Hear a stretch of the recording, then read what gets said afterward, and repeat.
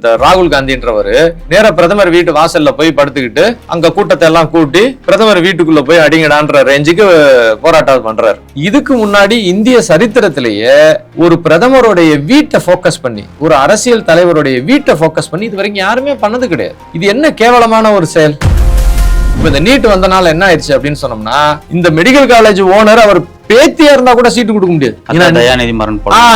தயாநிதி மாறனே சொல்றான்ல, என் பொண்ணுக்கே சீட்டு கொடுக்க முடியலன்னு சொல்லிட்டு. ஏன்னா நீட் எக்ஸாம வச்சு அரசாங்கமே ஃபில் பண்ணி தான் அனுப்பும், இந்த ஸ்டூடெண்ட் தான் அனுப்பணும்னு சொல்லி. உன் காலேஜ் பிரைவேட் காலேஜா இருந்தா கூட சீட்டை நீ கொடுக்க முடியாது. அப்ப அந்த 400 கோடி ரூபாய் கேபிடேஷன் ஃபீஸ் வாங்க முடியாதா? முடிஞ்ச கதை. இதுக்கு முன்னாடி நம்மள காங்கிரஸ்காரன் ஆட்சி பண்ண பாத்தீங்களா? அந்த டயத்துல 2004 பேப்பர் லீக் ஆயிருக்கு, 2006, 2007, 2008, 2011, 2012, 13, 14 இன்னொரு தடவை. அப்ப 12 தடவைக்கு மேல காங்கிரஸ்காரன் ஆட்சி பண்ணும் போது பேப்பர் லீக் ஆயிருக்குது. ஒவ்வொரு தடவை பேப்பர் லீக் ஆகும் போதும் எவனாச்சும் ஒருத்தன் கோர்ட்ல போய் கேஸ போட்டு அப்புறம் கோர்ட்ல அந்த கேஸை விசாரிச்சு ஆமா பேப்பர் லீக் ஆகுதுன்னு சொல்லி அதுக்கப்புறம் தான் அதை ஒரு இஷ்யூ ஆக்குவானுங்க. எந்த அமைச்சரும் பதவி விலகுனது கிடையாது. ஆமா, அது மாத்திரம் கிடையாது. அவங்க தீர்ப்பு வர்றதுக்குள்ள ஸ்டூடெண்ட்ஸ் காலேஜ்ல சேர்ந்து முடிஞ்சு 3வது வருஷம் படிச்சுக்கிட்டு இருப்பானுங்க, தீர்ப்பு சொல்லுவானுங்க. அப்படித்தான் இது வரைக்கும் நடந்திருக்கு. ஆனா இந்த வட்டம் என்ன நடந்ததுன்றத கிளியரா பார்ப்போம். இல்ல, நாடாளுமன்றத்துல அதை நாங்க பேச தயாரா இருக்கும்ன்றதையும் சொல்லிட்டாங்க. இருந்தாலும் அந்த நாடாளுமன்றத்துல கோஷம் போடுறாங்க, அவையை நடத்த விடாம சதி பண்றாங்க. சார், இவன் வெள்ளக்கார பயல்களுடைய கூலி. இவனுடைய நோக்கம் இந்தியாவை எப்படியாவது பிரச்சனை பண்ணணும். இந்த பிரதமர் உலகம் ஃபுல்லா இருக்கக்கூடிய பெரிய முதலைகள் சொல்றதை கேட்க மாட்டேன்றாரு. அரசாங்கம் அந்த போராட்டத்தை ஒடுக்க நினைக்கல சார். அரசாங்கம் நல்ல அரசாங்கம், அதனாலதான் உன் கருத்துக்களை சொல்லுப்பா அப்படின்னு விட்டுட்டு இருக்கு. இதே இந்திரா காந்தி அரசாங்கம் இருந்துச்சுன்னா உள்ள தூக்கி போட்டு மிதி மிதிச்சுக்கும்.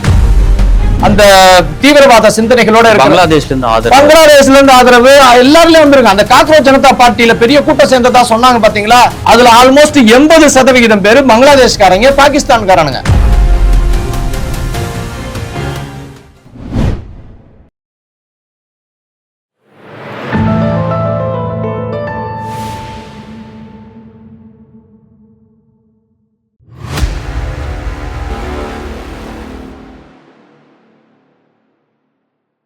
தாமரை டிவி நேயர்களுக்கு வணக்கம். இன்றைய நேர்காணலில் நம்முடன் இணைந்திருக்கும் சிறப்பு விருந்தினர் ஆர்கிடெக்ட் திரு ரமேஷ் சேதுராமன் அவர்கள். சார் வணக்கம். வணக்கம் சார். டெல்லியில் கடந்த 20 நாட்களுக்கும் மேலாக ஒரு போராட்டம், காக்ரோச் ஜனதா பார்ட்டின்னு சொல்லிட்டு புதுசாக கிளம்பி வராங்க. நீட் பேப்பர் லீக்குக்கு எதிராக போராட்டம் நடத்தியிருக்காங்க. கடந்த 2 நாட்களாக மிகப்பெரிய அளவில் வன்முறைகள், சம்பவங்கள்லாம் சமூக வலைதளங்களில் நிறைய வீடியோக்களும் நீங்களும் பார்த்துருப்பீங்க. மத்திய அமைச்சர் ராஜினாமா செய்யணும்ன்ற கோரிக்கைகளும் முன்வைக்கிறாங்க. எப்படி சார் பார்க்குறீங்க? சார், இப்போ இதே சேனலில் சில வருடங்களுக்கு முன்னாடி நம்ம பேசியிருக்கோம், இந்த மாதிரி பொலிட்டிக்கல் சபட்டேஜ் அப்படின்னு ஒன்று இந்தியாவில் நடத்துவாங்க அப்படின்னு சொல்லி. பழைய வீடியோஸ் இருக்குது, யாரும் வேணும்னா அந்த சேனலில் பழைய வீடியோ எடுத்து பார்க்கலாம். அதில் நம்ம அதை பற்றி பேசியிருந்தோம். இந்த மாதிரி மோடிக்கு அகேன்ஸ்டாக ஒரு சம்பவம் நடக்கிறதுக்கு வாய்ப்பு இருக்குது அப்படின்னு சொல்லி. ஏன்னா உலகம் ஃபுல்லாக இப்போ போர் நடந்துக்கிட்டு இருக்குங்க. இந்தியாவுமே ஒரு போர் சூழலில் தான் இருக்குது. பாகிஸ்தான் ஏற்கனவே உள்நாட்டு கலவரங்களில் பிரச்சனை நடந்துக்கிட்டு இருக்கு. இஸ்ரேல் பாலஸ்தீனு, இஸ்ரேல் ஈரானு, அது ஒரு பக்கமாக போர் நடந்துக்கிட்டு இருக்கு. ரஷ்யா யுக்ரைன் போர் நடக்குது. அமெரிக்கா அவனுடைய டாலருக்காக ஒரு பெரிய பிரச்சனை பண்ணிகிட்டு இருக்கான். சைனாக்காரன் இந்த சைடு ஸ்ட்ரீட் ஆஃப் மலாக்காவில் அவன் போரை உருவாக்கிட்டு இருக்கான். இந்த சூழ்நிலையில் இந்தியா எதுக்கும் கட்டுப்படாத ஒரு ஆளாக, யாரு கூடயும் போய் சேர மாட்டேன்னு சொல்லிட்டு வெளியே உக்காந்துக்கிட்டு இருக்கிறது மாத்திரம் இல்லாமல் பெரிய நாடுகளுக்கு ஆயுதம் செய்கிற நாடாகவும் மாறிடுச்சு. இப்போ மோடி வந்ததுக்கு அப்புறம்தான் இந்தியா இந்த பலமான பொசிஷனுக்கு வந்திருக்கு. தானே ஆயுதம் செய்ய ஆரம்பிச்சிருச்சு. இஸ்ரேலுக்கு ஆயுதம் செஞ்சு கொடுக்குற பொசிஷனில் இருக்குது. இந்தியா முன்னேறிக்கிட்டே இருக்குது. உலகம் ஃபுல்லாக பொருளாதார சீரழிவும் பிரச்சனைகளும் வந்துகிட்டு இருக்கும்போது இந்தியா எதுலேயுமே அடிபணிய மாட்டேங்குது. அப்போ பிரதமர் மோடியை ஏதாவது ஒரு வகையில் அடிபணிய வைக்கிறதுக்காக நாங்கள் வேலை செய்வோம் அப்படின்னு சொல்லி ஓப்பனாக சைனாவில் உள்ள சில பேர் பேசுனதை நம்ம வெளிப்படையாகவே பார்த்தோம். இப்போ விஷயம் என்னென்னா, இப்போ அந்த சம்பவங்களை அவங்க நடைமுறைப்படுத்துறதுக்கு வேலை பார்த்துட்டு இருக்காங்க. ஸோ மறந்துடக்கூடாது. இப்போ இவனோ ஒரு ஆள் வந்திருக்கான் பாருங்க, இந்த போராட்டம் பண்ணுறேன் அது அவன் அமெரிக்காவிலேருந்து தானே வந்திருக்கிறான். சோனம் இல்லைங்க, இங்கே ஒருத்தன், அந்த பையன் ஒருத்தன் அமெரிக்காவிலேருந்து இது பண்ணிட்டு வந்தவன் தானே. அந்த ஒரு சின்ன பையன் ஒருத்தன் இருக்கான், அவன் பேர் என்னன்னு எனக்கு தெரியல. அந்த சின்ன பையன் அங்கேருந்தா வந்தான். அவன் அங்கேருந்தானே அந்த காக்ரோச் ஜனதா பார்ட்டின்னு ஆரம்பித்தான். அவன் தான் ஃபர்ஸ்ட் ஐடியா அவன் தான் ஆரம்பிச்சவன். அப்ப அவன் வந்து அதை ஆரம்பிச்சுட்டு அவன் அப்பயே போட்டான், நான் வந்து வரப்போறேன், எனக்கு இங்க வந்து ஏர்போர்ட்ல வச்சு கைது பண்ணாங்க அவரு. இல்ல கைது பண்ணல, அவன் வர்றான், வந்த உடனே நம்மளுடைய பிரதமர் வந்து அவன் எங்க போராட்டம் பண்ணணும்னு நினைக்கிறானோ அங்க போய் போராட்டம் பண்ணிக்கிட்டோன்னு விட்டார். இது ஆக்சுவலா நானே வந்து என்னென்ன சொல்லுவேன்னா, பிரதமர்கிட்ட நீங்க ரொம்ப டெமோக்ரஸி கொடுக்குறீங்க, இதே சைனாவோ ரஷ்யாவோ இருந்திருந்தா அவன் வந்து இறங்கும் போதே அவனை பிடிச்சி உள்ள போட்டிருப்பாங்க. இங்க வந்து நம்ம டெமோக்ரஸி மக்களாட்சின்ட்டு நம்ம நினைக்கிறனால என்ன பண்ணோம், சரி வாப்பா உனக்கு என்ன வேணும் அப்படின்னா, நான் ஜந்தர் மந்தர்ல எனக்கு இடம் வேணும், நான் போராட போறேன், அதான் உனக்கு இடம் கொடுக்குறேன், பாதுகாப்பு கொடுக்குறேன், நீ போராடினா போராடிக்கணும் பிரதமர் விட்டார். ஃபர்ஸ்ட் பிரதமரை எல்லாருமே வந்து இவர் வந்து சர்வாதிகாரி அது இதுன்னு சொல்றாங்களே, உண்மையிலேயே சர்வாதிகாரம் பண்ண அவர் பிரதமரா இருந்திருந்தா அந்த பயலை உள்ள விட்டுருக்க மாட்டார். உள்ள விட்டு நீ போராட்டம் பண்ணா பண்ணிக்கோன்ட்டார். அப்புறம் அந்த வான்சுக்குன்ற ஆளை கூட்டு வந்து நான் வந்து உண்ணாவிரதம் இருக்கிறேன்னா, இது அவன் இந்த பையன் வந்தான்ல ஒருத்தன், இவன் ஏற்கனவே வந்து இந்த ஐடி விங்ல வேலை பார்த்திருக்கானா, எதுனா இந்த பொலிட்டிக்கல் பார்ட்டி இருக்குல்ல, அந்த விளக்குமாறு வச்சுக்கிட்டு ஒருத்தன் உட்காந்தான்ல, அவன் பேர் என்னங்க, ஆம் ஆத்மி பார்ட்டி. அப்ப அந்த ஆம் ஆத்மி பார்ட்டி அரவிந்த் கெஜ்ரிவால், அரவிந்த் கெஜ்ரிவாலுக்கு ஏற்கனவே ஐடி விங்ல வேலை பார்த்தவனா இந்த பையன். ஸோ அவன் வந்து அந்த ஐடி விங்ல வேலை பார்த்தவன். இப்ப அவன் என்ன பண்ணிருக்கான், அந்த காக்ரோச் ஜனதா பார்ட்டின்னு உருவாக்கிட்டு இங்க கொண்டு வந்து ஜந்தர் மந்தர்ல போராட்டம் பண்ணான். அன்னைக்கு பார்த்தோம்னா ஒரு பையன் அவன் பின்னாடி இல்லை, அவன் மேடையில உட்காந்துருந்தான். வேணும் அந்த பான்சுக்குன்ற ஆள் வந்து சாப்பிடாம உட்காந்துருக்கிறேன்னு சொல்லிட்டு வந்திருந்தான். அப்போ முன்னாடி எல்லாம் ஸ்கேட்டிங் விளையாண்டுக்கிட்டு இருந்தானுங்க, யாருமே இல்லை. அந்த பழைய வீடியோலாம் இருக்கு இன்ஸ்டாகிராம்ல. அப்புறம் கொஞ்சம் கொஞ்சமா என்ன பண்றானுங்க, மற்ற பொலிட்டிக்கல் பார்ட்டிலாம் இருக்கான்ல, இந்த யாதவ் கட்சி, சமாஜ்வாதி பார்ட்டி, காங்கிரஸ், கம்யூனிஸ்டுக்காரன், இப்படி மற்ற கட்சிக்காரன் எல்லாம் அப்படியே ஒன்னா சேர்றான். சேர்ந்துட்டு என்ன பண்றான், நாங்க வந்து எங்க கட்சி இளைஞர்களை இதுகளை எல்லாம் அனுப்புறோம், போராட்டத்தை பெருசாக்கும்னு சொல்லிட்டு மற்ற கட்சிக்காரங்க எல்லாம் அவங்க ஆளுகளை அனுப்புறானுங்க. இவரை வான்சுக்கு வந்து 18 நாளைக்கு மேல ஆயிடுச்சு, இப்படியே விட்டோம்னா செத்து போயிடுவாருன்னு சொல்லி அவரை பிடிச்ச ஆஸ்பத்திரியில கொண்டு போய் போடுறாங்க. போட்டோன்னா இவங்க வந்து பெரிய பிரச்சனை பண்ணி ஒரு கூட்டத்தை சேர்த்து பாட்டம் கட்டி ஆடுறானுங்க. அங்க வந்து யாரும் ஸ்டூடெண்ட்ஸ் அந்த மாதிரியே தெரியல, அவங்க எல்லாம் பார்த்தா ஆளுங்க பெரிய ஆளுங்க மாதிரி தான் இருக்கானுங்க. எதுவும் உண்மையான ஸ்டூடெண்ட்ஸ் எல்லாம் இல்ல, ஒரு 5% ஸ்டூடெண்ட்ஸ் இருப்பானுங்க மேக்சிமம். போராட்டத்துல நேபாள மாத்துவோம், அது இதுன்ற நேபாள மாத்துவோன்றான், பிரதமரை கொலை செய்யணும்ன்றான், என்னென்ன அக்கிரம வேலைகள் பார்க்க முடியுமோ பாக்குறான், கல்லை விட்டு எரிஞ்சிருக்கிறான், ஒரு லாரி ஃபுல்லா கல்லை கொண்டு வந்து போராட்டக்காரர்கள் கையில கொடுத்து போலீஸ்காரன் அடிக்க சொல்லியிருக்கான். 108 போலீஸ்காரங்க பெரிய லெவல்ல காயப்பட்டு ஆஸ்பத்திரியில அட்மிட் ஆயிருக்கிறாங்க. ஸோ ஒரு கலவர பூமியா ஆக்கிட்டு இருக்கிறான். இது பேசிக்கா இந்த ஆள் என்ன பண்ணிருக்கிறாப்புல, ராகுல் காந்தின்றவர் நேர பிரதமர் வீட்டு வாசல்ல போய் படுத்துக்கிட்டு அங்க கூட்டத்தை எல்லாம் கூட்டி பிரதமர் வீட்டுக்குள்ள போய் அடிங்கடான்ற ரேஞ்சுக்கு போராட்டம் பண்றாரு.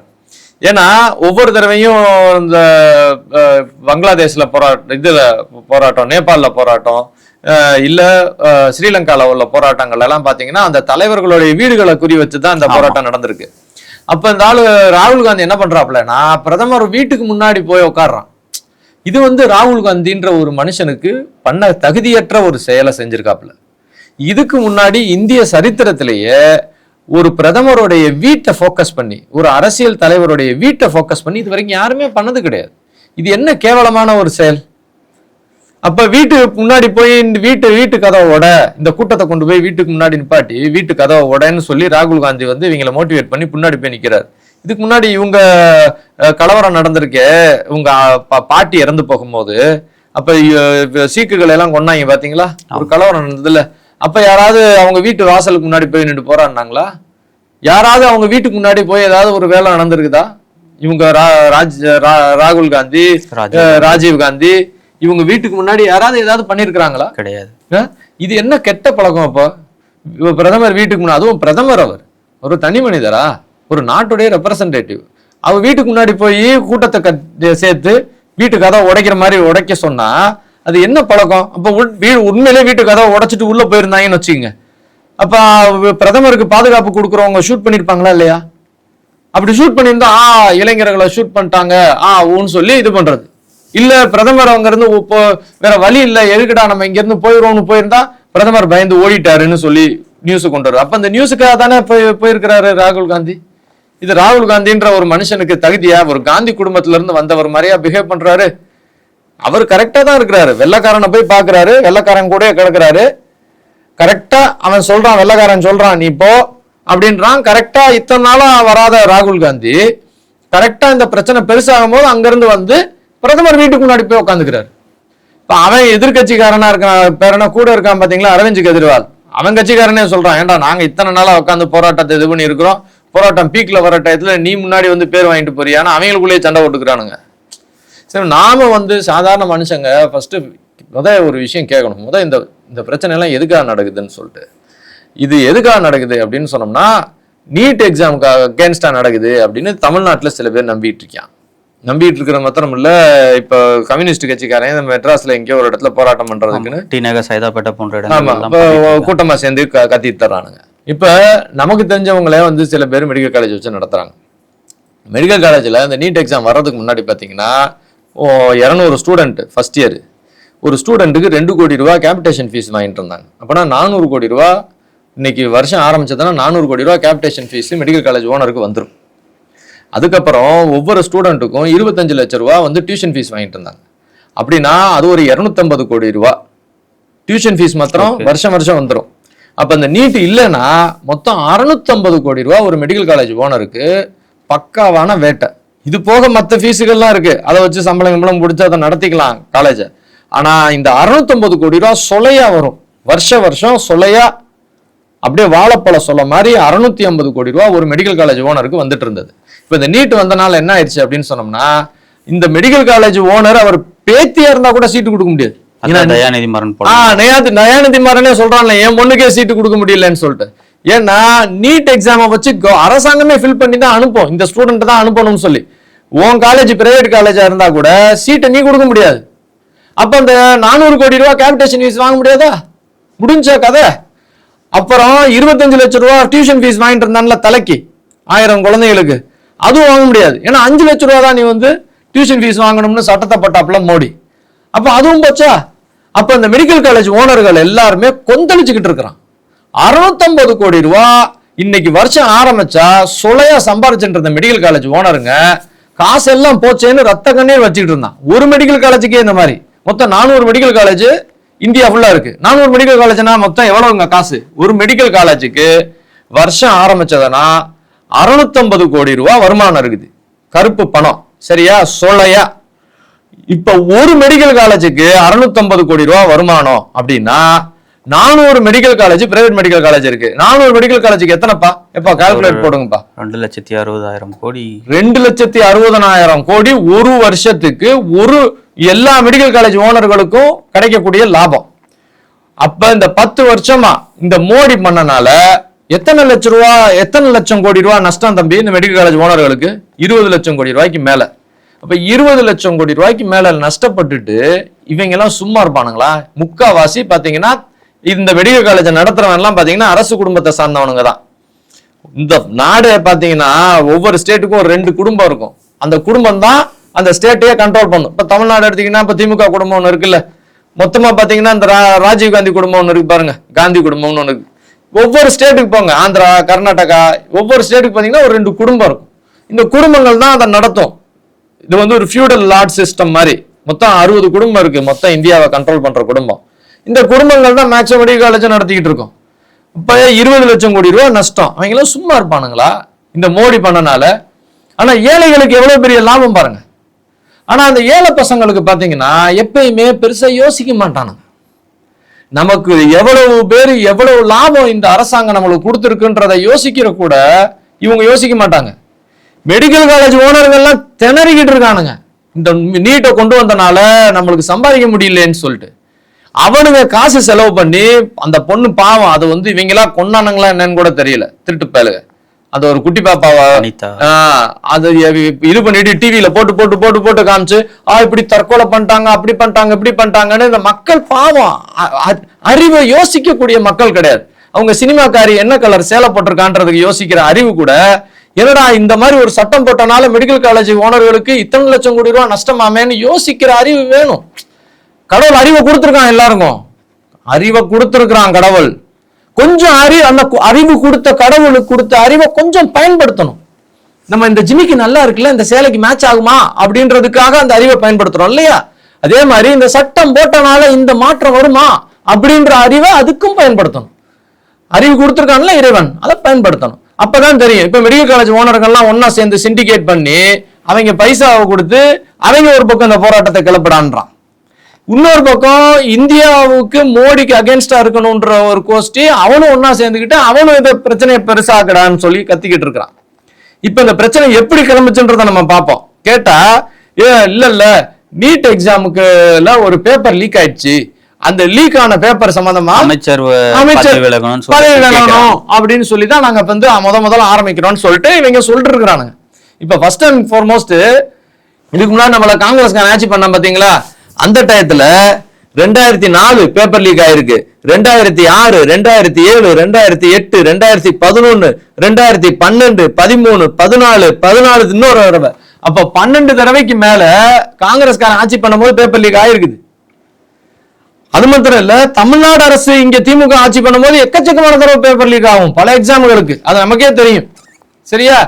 ஆனா ஒவ்வொரு தடவை பேப்பர் லீக் ஆகும் போதும் எவனாச்சும் ஒருத்தன் கோர்ட்ல போய் கேஸ போட்டு அப்புறம் கோர்ட்ல வந்து அந்த கேஸை விசாரிச்சு ஆமா பேப்பர் லீக் ஆகுதுன்னு சொல்லி அதுக்கப்புறம் தான் அதை ஒரு இஷ்யூ ஆக்குவானுங்க. எந்த அமைச்சரும் பதவி விலகுனது கிடையாது. ஆமா, அது மாத்திரம் கிடையாது, அவங்க தீர்ப்பு வர்றதுக்குள்ள ஸ்டூடெண்ட்ஸ் காலேஜ்ல சேர்ந்து முடிஞ்சு 3வது வருஷம் படிச்சுக்கிட்டு இருப்பானுங்க, தீர்ப்பு சொல்லுவானுங்க அவனுங்க. அப்படித்தான் இது வரைக்கும் நடந்திருக்கு. ஆனா இந்த வட்டம் என்ன நடந்ததுன்றத கிளியரா பார்ப்போம். அதாவது ராஜஸ்தான்ல ஒரு ஸ்கூல் வாத்தியார் நீட் பரீட்சை முடிஞ்சிடுச்சு, குழந்தைங்க எல்லாம் இந்தியா ஃபுல்லா நீட் பரீட்சை எழுதிட்டு வீட்டுக்கு வந்துட்டு தூங்கிடுதுங்க. இந்த ஸ்கூல் வாத்தியார் அடுத்த நாள் காலையில போலீஸ் ஸ்டேஷனுக்கு போய் ஒரு கம்ப்ளைண்ட் கொடுக்குறாரு. அவர் என்ன கம்ப்ளைண்ட் கொடுக்குறாரு, இப்ப இந்த மாதிரி நீட்டு பரீட்சை முடிஞ்சிடுச்சு, நீட்டு பரீட்சைக்கு வந்த கொஸ்டின் பேப்பரு நான் என் கையில வச்சிருக்கிறேன், ஆனா நீட்டு பரீட்சைக்கு வர்றதுக்கு முன்னாடியே ஒரு சில நாட்களுக்கு முன்னாடியே வாட்ஸ்அப்ல வந்து ஒரு கொஸ்டின் பேப்பர் எங்களுக்கு வந்திருக்கு, டெலகிராம்ல ஒரு கொஸ்டின் பேப்பர் வந்தது, அதுல ஒரு டியூஷன் சென்டர் ஒரு கோச்சிங் சென்டர் அவங்க ஸ்டூடெண்ட்ஸுக்காக கொடுத்த ஒரு கொஸ்டின் பேப்பர் வந்தது, அதுல 108 கேள்விகள் வந்திருக்குது, அந்த கேள்விகளும் அது கீழே உள்ள சூஸ் தி கரெக்ட் ஆன்சர்னு போட்டிருப்பான்ல அதுவும் பெர்ஃபெக்ட்டா உண்மையிலே வந்த நீட் கொஸ்டின் பேப்பருக்கு மேட்ச் ஆகுது, இதெல்லாம் வாய்ப்பே கிடையாது, எவனோ ஒருத்தன் இந்த கொஸ்டின் பேப்பரை லீக் பண்ணிருக்கான், அதனாலதான் இவ்வளவு பெர்ஃபெக்ட்டா அது மேட்ச் ஆகி வந்திருக்குது, இதையே காக்னிசன்டா எடுத்துக்கிட்டு இதையே ப்ரூஃபா எடுத்துக்கிட்டு நீங்க ஒரு எஃப்ஐஆர் பதிவு பண்ணுங்கன்னு சொல்லி அவர் வந்து கேட்கிறார். அப்ப அந்த ஸ்டேஷன்காரங்க அந்த எஃப்ஐஆர் பதிவு பண்ணல. ஆனா இந்த பர்டிகுலர் செய்தி அவங்களுடைய சிபிசிஐடி மூலியமா மேலதிகாரிகளுக்கு போகுது, அது கவர்மெண்ட்டுக்கு போகுது. இப்ப நல்லா தெரிஞ்சுக்குங்க, காங்கிரஸ் டயத்துல நம்ம இத்தனை தடவை பேப்பர் லீக் ஆகி காங்கிரஸ் அரசு ஒத்துக்காம கோர்ட்டுக்கு போய் தான் அது இஷ்யூ ஆச்சு. ஆனா இந்த வட்டம் மோடி அரசு கோர்ட்டுக்கெல்லாம் போல, யாருமே ஒண்ணும் பண்ணல, மோடி அரசே காக்னிசன்ட் எடுத்துக்கிறது. ஆமா இல்ல, கரெக்ட் தான். அப்ப இந்த டெலகிராம்ல வந்த இந்த கொஸ்டின் பேப்பரும் உண்மையிலேயே நீட்டுக்கு வந்த கொஸ்டின் பேப்பரும் நிறைய கொஸ்டின்ஸ் மேட்ச் ஆகுது, எல்லா கொஸ்டின்ஸும் இல்ல நிறைய கொஸ்டின்ஸ் மேட்ச் ஆகுதுன்னா இது லீக் ஆயிருக்கிற வாய்ப்பு இருக்குது, அதனால ரீ எக்ஸாம் வைடான் டாப்ல. இது மோடி அரசு இந்த ஸ்டூடெண்ட்ஸுக்கு பண்ண நல்லதா கெட்டதா சொல்லுங்க? நல்லது தானே. அதாவது இதுக்கு முன்னாடி காங்கிரஸ்காரன் இதை பண்ணிருப்பானா? காங்கிரஸ்காரனோ திமுக காரனோ இருந்தா அப்படிலாம் ஒண்ணுமே நடக்கலங்க. நீங்க கோர்ட்ல போய் பாருங்க, கோர்ட்ல தீர்ப்பு வரும்போது பாப்போம்னு சொல்லிருப்பானா இல்லையா திட்டுப்ப. ஆனா இவர் என்ன பண்றாரு, இல்லப்பா ஏதோ ஒரு தப்பு நடக்கிற மாதிரி இருக்கு, உடனே அதுக்கு விசாரணை கமிஷன் போடுன்னு சொல்லி ஒரு விசாரணை குழுவை போட்டு அவங்களும் ஒரு 2-3 நாள்ல கண்டுபிடிச்சிடுறாங்க அந்த எவன் அதை லீக் பண்ணான்னு சொல்லிட்டு. அதாவது மராட்டி மொழிக்கு மொழிபெயர்ப்பு பண்றதுக்காக இந்த கொஸ்டின் பேப்பரை அனுப்பியிருக்கிறாங்க. அங்க மகாராஷ்டிரால ஒரு ஆள் அந்த மராட்டி மொழியில மொழிபெயர்ப்பு பண்றான்ல ஒரு ஆளு, அவன் இந்த கொஸ்டின் பேப்பரை இந்த டியூஷன் சென்டரா கோச்சிங் சென்டர் நீட் கோச்சிங் சென்டருக்காரன் அவனுக்கு கொடுத்துருக்கான். அப்ப அவனை பிடிச்சுட்டானுங்க, பிடிச்சு இவங்க ரீ எக்ஸாமும் வச்சுட்டாங்க. எக்ஸாம் நடந்துருச்சு, குழந்தைங்க படிச்சு முடிச்சு அதுவும் நல்லபடியா இருக்குது. இப்ப உடனே இந்த காக்ரோச் ஜனதா பார்ட்டின்னு ஒண்ணு ஆரம்பிச்சு அவனுக்கு காரணம் தெரியாதவன் இந்த மெடிக்கல் காலேஜ் ஓனர் கிட்ட இருந்து காசை வாங்கிட்டு, சைனாக்காரங்கிட்ட இருந்து காசை வாங்கிட்டு, இந்த கம்யூனிஸ்ட் பார்ட்டி இவங்க எல்லாம் ஒன்னா சேர்த்துக்கிட்டு மோடிக்கு அகேன்ஸ்டா ஒண்ணு பண்ணணும்னு சொல்லிட்டு டிராமா ஆடிட்டு இருக்கிறான் அந்த பயவுல. இவனுக்கும் இந்த மக்களுக்கும் எந்த சம்பந்தமும் கிடையாது. இவன் வெளிநாட்டுல போய் கடந்தா இத்தனை நாளா அபிதீப் தேவா எவனோ ஒருத்தன் அபிதீப் சென்றவன், அவனுக்கும் இந்த இந்திய மக்களுக்கு என்ன சம்பந்தம்? அவன் போய் அங்க கடந்தான் இத்தனை வருஷமா, இங்க உள்ள குழந்தைகளை பத்தி அவன் அக்கறைப்பட்டு இருக்கிறான். இப்ப அங்க இருந்து திடீர்னு ஓடி வந்து இங்க வந்து மோடிக்கு அகேன்ஸ்டா நான் உண்ணாவிரதம் இருக்கிறேன் அப்படின்றான். இந்த உண்ணாவிரதம் இருக்கிறேன்னா எனக்கே ஒன்றும் புரியல தம்பி. எனக்கு அவங்க ஒரு வெள்ளக்காரப்ப அன்னைக்கு இந்த ஆரவில்ல பேசிக்கிட்டு இருக்கும்போது கேட்கறான், என்னதான் உங்க ஊர்ல அடிக்கடி உண்ணாவிரதம்ன்றாங்க, எங்க ஊர்ல எவனாச்சும் ஒருத்தன் நான் சாப்பிடாம உண்ணாவிரதம் இருக்கேன்னு சொன்னா அரசாங்கம் சரி சாப்பிடாம இருந்து செத்து போட்டு விட்டு போயிடும். என்னமோ நம்ம தமிழர்களும் இந்தியர்களும் மாத்திரம் தான் இந்த மாதிரி ஓவர் அக்கறை. அவன் சாப்பிடாம இருக்கானா, அவன் சாப்பிடாம இருந்து போறான், நம்மளுக்கு என்ன நம்ம விட்டு போக மாட்டேன்றோம். அது நம்மளுடைய அக்கறை, அது நம்மளுடைய சென்டிமெண்ட். நம்ம இந்திய சென்டிமெண்ட்டை எப்படி எக்ஸ்ப்ளாய்ட் பண்றாங்க பாருங்க இந்த ஃப்ராட் பசங்க. ஆனா மக்கள் நம்ம யோசிக்கணும் ஏண்டா நாங்க கஷ்டப்படுறான், ஒவ்வொருத்தனுக்கும் 2 கோடி ரூபாய் கேபிடேஷன் ஃபீஸ் வாங்கிட்டு வரும்போது உண்ணாவிரதம் இருக்க வரமாட்டியாடா நீ? 25 லட்சம் ரூபாய் பிரைவேட் மெடிக்கல் காலேஜ் கொள்ளையடிச்சிட்டு இருக்கான், அன்னைக்கு வரமாட்ட உண்ணாவிரதம் இருக்கிறதுக்கு நீ? எங்களுக்கு நாங்க கஷ்டப்படும் போது உண்ணாவிரதம் இருக்க மாட்டேன். காங்கிரஸ்காரன் டயத்துல 12 தடவை பேப்பர் லீக் ஆச்சு, இந்த 12 தடவை உண்ணாவிரதம் இருக்க வந்தியாடா நீ? அப்ப வரல. இப்ப இவரா மனசாட்சியோட அவரு என்ன பண்றாரு, ஐயோ தப்பு நடந்திருக்குமோ அப்படின்னு விசாரணை கமிஷன் வச்சு உடனே 3 நாள்ல கண்டுபிடிக்கிறாரு. என்னைக்காவது நீயும் உன் காங்கிரஸ்காரனோ திமுக காரனோ ஒரு தப்பு நடந்தா கண்டுபிடிச்சிருக்கியா? கரண்ட் இல்ல அப்படின்னா அணில் கடிச்சிருச்சுன்னு பொய் சொன்ன படுபாவி பயப்புள்ள நீ. இவரா கண்டுபிடிச்சது மாத்திரம் இல்லாம திருத்திக்கிறாரு. எந்த மனுஷன் இந்த அளவுக்கு நல்லவனா இருப்பான் சார்? இல்ல, நாடாளுமன்றத்துல அதை நாங்க பேச தயாரா இருக்கோன்றதையும் சொல்லிட்டாங்க. இருந்தாலும் அந்த நாடாளுமன்றத்துல கோஷம் போடுறாங்க, அவையை நடத்த விடாம சதி பண்றாங்க சார். இவன் வெள்ளக்கார பயல்களுடைய கூலி. இவனுடைய நோக்கம் இந்தியாவை எப்படியாவது பிரச்சனை பண்ணணும். இந்த பிரதமர் உலகம் ஃபுல்லா இருக்கக்கூடிய பெரிய முதலைகள் சொல்றதை கேட்க மாட்டேன்றாரு. இந்திய நாட்டுக்காக லாயலா இருக்கிறாரு, இந்திய ஏழைகளுக்காக மிடில் கிளாஸ்க்காக லாயலா இருக்கிறாரு. அது எப்படி நீ இந்திய மிடில் கிளாஸ்க்காக பேசலாம்? ஒண்ணு நீ வெள்ளக்கார பையன் நான் சொல்றதை கேளு, இல்ல என்னுடைய கைக்கூலி ஊர்லயே மெடிக்கல் காலேஜ் ஓனருங்க அரசியல் தலைவர்கள் இருக்கானுங்க, அவனுங்க சொல்றதை கேளு. என் கண்ட்ரோலுக்குள்ள வாண்டானுங்க இந்த பிரதமரை. ஆனா இந்த பிரதமர் என்னுடைய நாட்டு மக்களுக்காகவும் என் நாட்டுக்காகவும் நான் லாயலா இருப்பேன்னு சொன்ன ஒரே பாவத்திற்காக எல்லா பேரும் சேர்ந்து ஒரே இடத்துல அடிச்சுக்கிட்டு இருக்கான். எந்த மிடில் கிளாஸ்க்காக எந்த ஏழைக்காக இந்த பிரதமர் நிக்கிறாரோ அந்த ஏழைகள் எல்லாம் அதை என்னன்னு யோசிக்க மாட்டேன்றான். என்னைய ஒருத்தர் சொன்னார் சார், அரசாங்கம் அந்த போராட்டத்தை ஒடுக்க நினைக்கல சார். அரசாங்கம் நல்ல அரசாங்கம், அதனாலதான் உன் கருத்துக்களை சொல்லுப்பா அப்படின்னு விட்டுட்டு இருக்கு. இதே இந்திரா காந்தி அரசாங்கம் இருந்துச்சுன்னா உள்ள தூக்கி போட்டு மிதி மிதிச்சுக்கும், பாதி பேரை ஷூட் பண்ணி கொண்டிருக்கும். எமர்ஜென்சி இதுல எமர்ஜென்சி அந்த அம்மா தானே கொண்டு வந்தாங்க இந்திரா காந்தி. எல்லாரும் என்ன பண்ணாங்க, உள்ள வச்சு பொட்டு பொட்டு பொட்டு நடிச்சு கொண்டாங்களா இல்லையா? இவர் அந்த மாதிரி பண்றாரா? இவர் மேல கல்லெறியோன்னு எரிஞ்சுக்கோன்னு பேசாம விட்டுட்டு இருக்காரு. வீட்டுக்கு முன்னாடி ஒரு 10 பேர் போய் நின்று அவ்வளவு பெரிய கலவரம் பண்றான், ஏதாவது ஒண்ணு பண்றாரா? அவன் அங்கிருந்து வரும்போதே நான் கலவரம் பண்ணதான் வரேன்ட்டு வர்றான். அவனுக்கு இடத்த கொடுத்து நீ போய் ஜந்தர் மந்தர்ல போராடிக்க வைப்பான்னு சொல்லி இடம் வேற கொடுக்குறாரு. இதுக்கு மேல ஒரு பிரதமர் எப்படி சார் டெமோக்ராட்டிக்கா இருப்பாரு? எப்படி சார் அவர் இன்னும் இங்க திட்டிக்கிட்டே இருக்கிறானுங்க. எனக்கு ஒரு மெடிக்கல் காலேஜ் ஓனர் என்கிட்ட வெளிப்படையா சொன்னார், இந்த ஆள் ஏழைகளுக்காக ரொம்ப பேசுறாப்லப்பா அந்த மோடி, இந்த ஏழைகளுக்கு அறிவு கிடையாதுன்னு. என்னங்க சார் இப்படி சொல்றீங்க? ஏழைனா எப்படி சார் அறிவு இல்லைன்னு நீங்க சொல்ல முடியும்? அதுக்கு அந்த ஆள் சொன்னது என்னன்னா, அவன் அறிவில்லாதனால ஏழையா இருக்கானா இல்ல ஏழையா இருக்கிறனாலதான் அவன் அறிவில்லாதவனா இருக்கிறானா அப்படின்ற கேள்வியை கேட்டாப்ல. எனக்கு உண்மையிலே ஷாக்கா இருந்தது. இப்ப அந்த ஆள் கேட்கிற கேள்வியை நானுமே திரும்ப கேட்க வேண்டியதா இருக்கு. இத்தனை பேர் ஏழைகளுக்கு இந்த பிரதமர் மோடி இவ்வளவு நல்ல காரியம் பண்ணிருக்கிறாரு, நாம ஏதாவது யோசிக்கணுமா? அப்ப நமக்கு தேவை என்ன? 2 சினிமாக்காரன் சினிமாக்காரி நமக்கு எவன் நல்லது பண்றானோ அவனையே போய் கடிக்கிறோமே, கொஞ்சமாவது யோசிக்கிறோமா? நம்மள உணர்ச்சி வசப்படுத்த முடியுது ஈஸியா. அப்ப நாம இந்த விஷயத்தை யோசிக்கணும். நம்மளே நம்மளோட ஆயுதங்களை தயார் பண்ணி இந்தியாவை ஃபர்ஸ்ட் தடவை நம்ம தான் ப்ரொடெக்ட் பண்ணிருக்கோம். அதுக்கு முன்னாடி காங்கிரஸ்காரன் ஒரு குண்டு தொலைக்காத சட்டை கூட கொடுக்க முடியாம நம்ம பிள்ளைகளை எல்லாம் நடுரோட்ல குருவி சுடுற மாதிரி சுட்டு கொண்டுட்டு இருந்தான். அந்த டயத்துல எல்லா தீவிரவாத பயல்களும் உள்ள வெடி வச்சு எல்லாரையும் கொலை செஞ்சுக்கிட்டு இருந்தான். அந்த பேர் என்ன, காங்கிரஸ் டயத்துல பார்லிமெண்ட் 2 தடவை கொலகார பயல்கள் தீவிரவாதிகள் அட்டாக் பண்ணான். கோயம்புத்தூர்ல கொலை செஞ்சான், பாம்பேல கொலை செஞ்சான், எல்லா இடத்துலயும் நம்ம பிள்ளைகளை கொன்னுட்டு போனான். ஆனா இன்னைக்கு எப்படி எவனாச்சும் ஒருத்தர் உள்ள வர முடியுதா? எவ்வளவு ஸ்ட்ராங்கா இருக்கு இன்னைக்கு அந்த போராட்டத்துல. பாதி பேரு எந்தெந்த அமைப்புகள் அந்த தீவிரவாத சிந்தனைகளோட பங்களாதேஷ்ல இருந்து ஆதரவு எல்லாருலயும் வந்திருக்கு. அந்த காக்ரோச் ஜனதா பார்ட்டியில பெரிய கூட்டம் சேர்ந்ததா சொன்னாங்க பாத்தீங்களா? அதுல ஆல்மோஸ்ட் 80% பேரு பங்களாதேஷ்காரங்க, பாகிஸ்தான்காரனுங்க. அது வேணா ப்ரொஃபைல்ல இருக்கு, நீங்க போய் செக் பண்ணி பார்க்கலாம். அந்த காக்ரோச் ஜனதா பார்ட்டியில எத்தனையோ 1000 பேர் சேர்ந்திருக்கிறதாக, எத்தனையோ லட்சம் பேர் ஏதோ இது இருக்குன்னு சொன்னாங்க பாத்தீங்களா? அது இன்ஸ்டாகிராம்ல மத்ததுலயும் போய் செக் பண்ணி பாருங்க. அதுல இருக்கிறவங்க எல்லாமே பங்களாதேஷ்காரன், பாகிஸ்தான்காரன். அப்ப இப்ப அங்க இருக்கிறான் பாருங்க, அந்த போராட்டத்துல நிக்கிறான் பாருங்க, அவன் தொப்பியை போட்டுக்கிட்டு கல்லெறிஞ்சுக்கிட்டு இருக்கிறான் பாருங்களேன். அங்க உள்ளவனே சொல்றான், அங்க வந்து குரானை போதிச்சுக்கிட்டு இருக்கானுங்க, நாங்க வந்து இதை பண்ணிக்கிட்டு இருக்கோம்னு அந்த கூட்டத்துக்குள்ள உட்காந்துக்கிட்டு அவனுடைய மத போதனைகள் எல்லாம் பண்ணிக்கிட்டு தர்றான். அப்ப நாம ஒரு விஷயத்தை யோசிக்கணும், இந்தியா ஒற்றுமையா இருக்கணும். அடுத்த 10 வருஷம் உலகம் ஃபுல்லா போர்ல போகுது. இந்த மாதிரி ஒரு சூழ்நிலையில நம்மளை பாதுகாக்கக்கூடிய ஒரே தகுதி இந்த தலைவருக்கு மாத்திரம்தான் இருக்கு. ஏங்க, இந்தியாவுக்குன்னு ஒரு நேவல் பேஸே பெருசா கிடையாதுங்க. அந்தமான் அண்ட் நிக்கோபார் ஐலாண்ட்ல இந்தியாவுக்கு நேவல் பேஸ் கட்ட போறாரு மோடி.